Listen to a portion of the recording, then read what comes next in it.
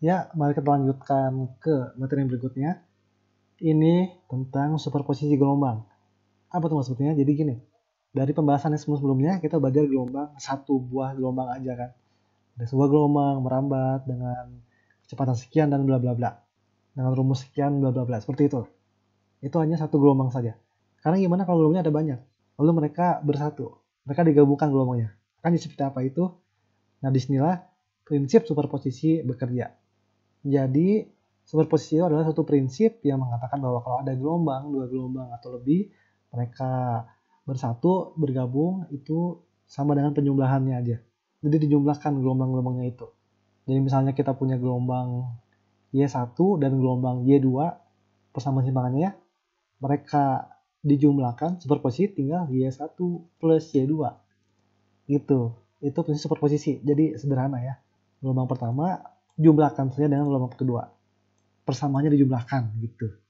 Ketika dua gelombang terlebih ini bergabung ya, mereka akan menimbulkan suatu efek yang baru. Jadi Y1 dan Y2 mereka bergabung jadi gelombang baru Y. Nah, ketika mereka bergabung itu dikatakan mereka berinterferensi. Ya, berinterferensi. Nah, efek dari penggabungan gelombang atau interferensi gelombang itu tidak hanya bikin gelombangnya makin kuat. Ternyata ada yang interferensi yang bikin gelombangnya ketika digabungkan malah jadi lemah atau malah hilang sama sekali. Jadi sebagai penggambaran awal dulu ya, kira-kira ketika gambar ini bisa dilihat nanti di deskripsi linknya ya, supaya lebih jelas mungkin. Nah, ini contoh superposisi. Kita lihat nih gelombang ini bergabung. Nah, jadi tinggal dijumlahkan saja. Ini gelombang ini bergabung. Nah, kayak gitu ya.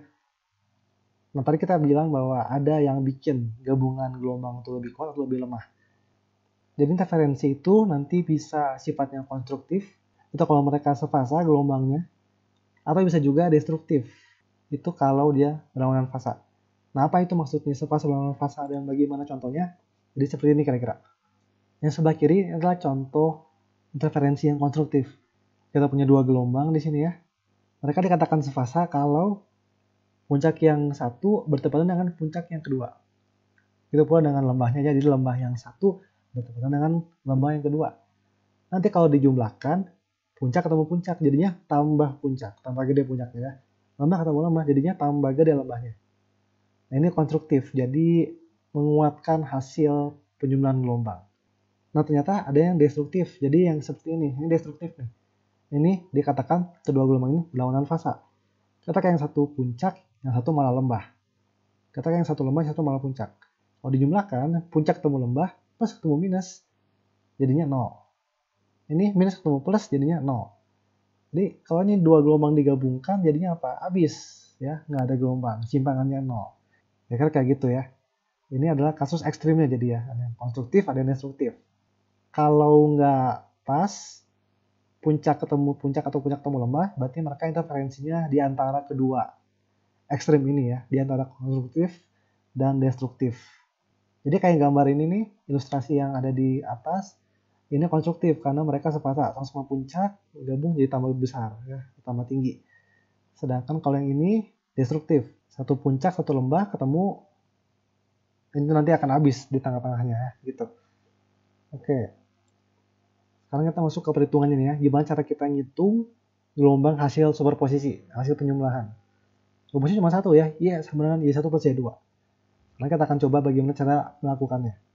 Nah, sebelumnya perlu ditekankan dulu bahwa pada pembelajaran kali ini itu kita akan bahas superposisi kalau panjang gelombang dan frekuensi dari kedua gelombangnya itu sama. Jadi kedua gelombang tersebut punya omega yang sama, punya K yang sama. Jadi ketika dijumlahkan akan gampang hitungnya.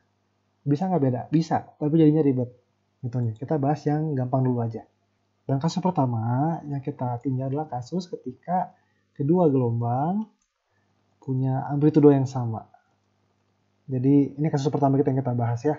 Jadi misalnya kita punya Y1 sama dengan 2 sin, ini Kx min omega T, tanpa beda fase awal, sedangkan yang Y2-nya adalah samanya amplitudonya 2 sin Kx min omega T, sama ya, sama-sama 3 pi K-nya, omega juga sama, tapi ada beda fase, ada plus pi per 4. Nah, bagaimana cara ngitungnya? Oke, hasil superposisinya adalah gelombang baru ya, Y sama dengan Y1 plus Y2. Ya udah tinggal dijumlahkan aja. jumlahkan ini dan ini. Dan nanti kita bisa gunakan trigonometri ini nanti. Coba kita lihat ya. Karena angka 2-nya sama di depan, kita keluarkan, terus kita jumlahkan deh. Berarti kan gini kan ya, 2 sin yang ini Y1 ditambah yang Y2. Karena gimana caranya menjumlahkan ini dan ini? Ya ini pakai identitas trigonometri. Jadi kita bisa gunakan salah satu dari atau yang lainnya ya, dari identitas berikut. Sin tambah sin sama dengan apa-apa-apa, cos tambah cos sama dengan apa-apa-apa. Dalam hal ini adalah sin ditambah sin. Jadi pakai yang atas ya, sin A plus sin B sama dengan bla bla bla bla. Nah, kita ikutin aja. Coba kita lihat. Y sama dengan 2, sin tambah sin ikutin, berarti 2 lagi. Saya rumusnya ya, 2 sin bla bla bla. Oke, 2 kali 2 4 dong, berarti 4 sin setengah A plus B. Oke, ini A, ini B. Ya, kita ikutin. Setengah A plus B. 3px tambah 3px jadinya 6px. Kemudian apa? Ini minus 10pt ditambah minus 10pt. Jadi minus 20pt plus pi per 4. Di sini kan 0 ya, beda fasenya kan nggak ada. Plus pi per 4. Gini. Oke, terus hitung setengahnya kan, bagi 2. Berarti jadinya apa? Jadi 3, ini jadi 10, ini jadinya pi per 4 bagi 2 jadinya pi per 8. Oke, itu yang pertama, yang sin. Sekarang yang cosnya. Yang cosnya itu berarti cos setengah A min B. Oke, 3px, 3px habis 0. Ini juga ya, min 10pt dikurang min 10pt habis 0. Oke, sisa ini doang berarti ya. Yang ini 0, ini pi per 4. 0 min pi per 4. Minus pi per 4 dong berarti. Ya. Oke, berarti ini berapa? Cos setengah dari min pi per 4 ya, berarti min pi per 8 ya. Cos min pi per 8. Dan lebih lanjut lagi kita tahu bahwa kosinus dari minus adalah kosinus itu sendiri. Minus nggak akan ngaruh kalau di kosinus. Jadi ini sama dengan seperti ini ya. Oke, kita lihat di sini. Ini angka, ini fungsi, ini angka. Jadi angka enaknya kalau angka pindahin aja ke depan ya. Jadi kayak gini nanti. 4 cos pi per 8 dikali sin bla bla bla. Oke, ini hitung aja pakai kalkulator ya. Kosinus dari pi per 8. Nanti kita akan peroleh hasil akhirnya itu seperti ini. 3,7 sin 3px minus 10 pt plus pi per 8. Ini hasil gelombang hasil superposisi Y1 dan Y2 seperti ini. Jadi kita lihat gelombang hasil superposisinya punya K yang sama 3pi, omega-nya sama 10pi. Yang berbeda adalah amplitudonya. Ini 2, jadi 3,7. Dan beda fasanya ya. Sudut fasa awalnya berbeda. Tadinya pi per 4, ini 0. Ini jadi plus pi per 8. Dan caranya cukup mudah, tinggal jumlahkan dan pakai trigonometri. Gitu ya. Oke, ini kasus ketika gelombangnya dua-duanya punya amplitudo yang sama. Gampang memang, kalau amplitudonya sama itu gampang. Sekarang kita akan masuk ke yang berikutnya, yaitu kalau amplitudonya beda. Nah, ketika amplitudonya beda, itu jadi sangat ribet.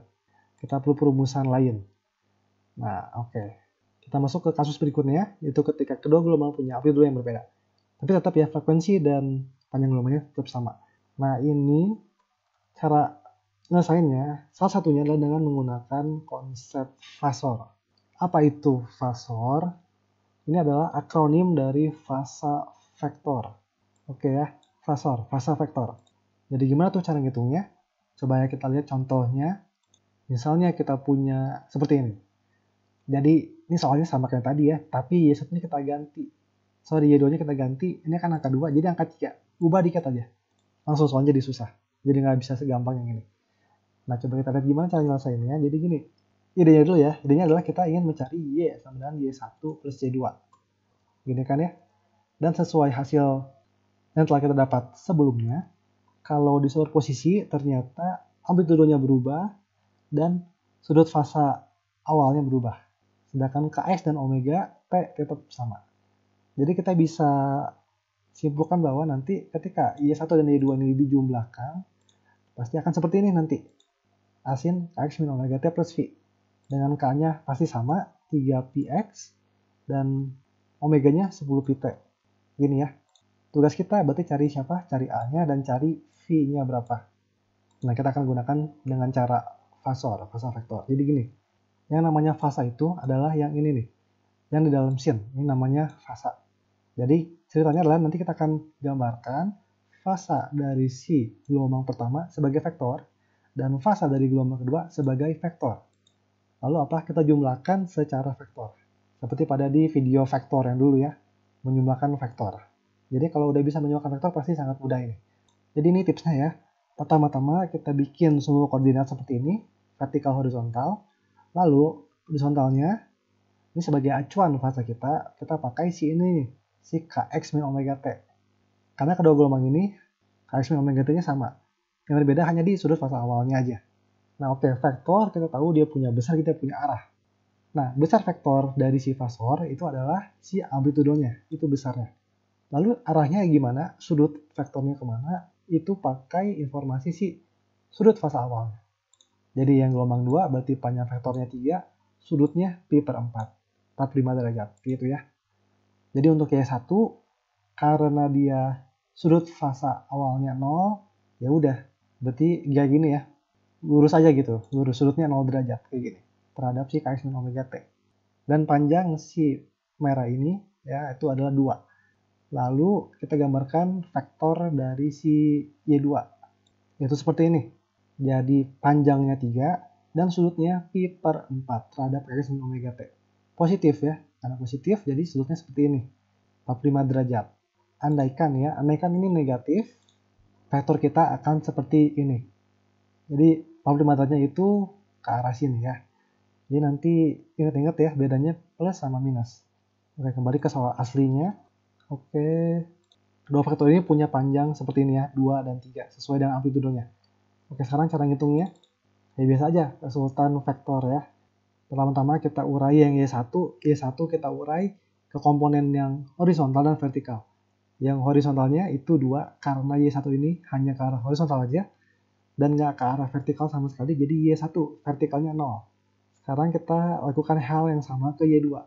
Di Y2 kita urai ke komponen horizontal dan ke komponen vertikal. Jadi yang Y2-nya kita urai ke horizontal, berarti kosinus ya, 3 cos 45 derajat. Seperti ini.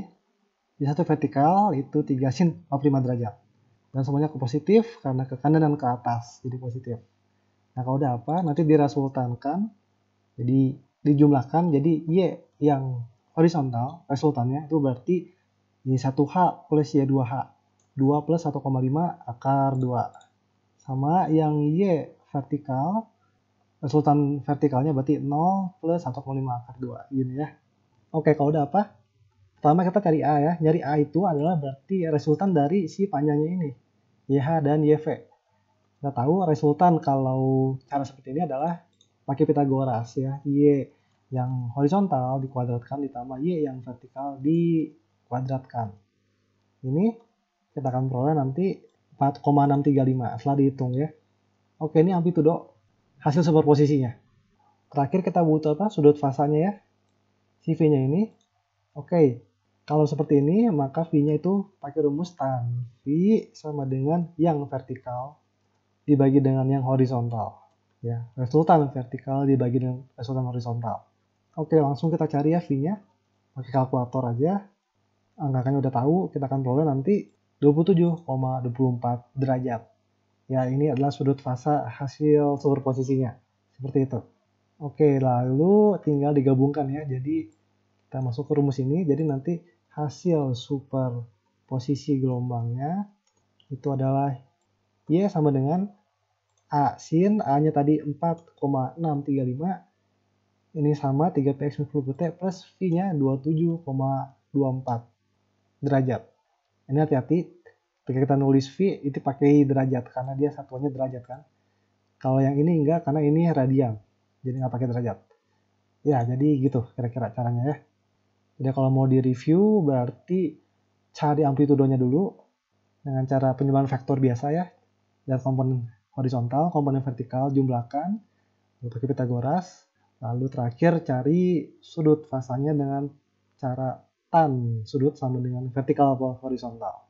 Ya, jadi yang penting kalian bisa mengubah dari informasi gelombang ke vektor. Kalau udah jumlahkan vektor secara biasa, seperti yang sudah-sudah, pasti akan nanti dapat jawabannya gitu ya.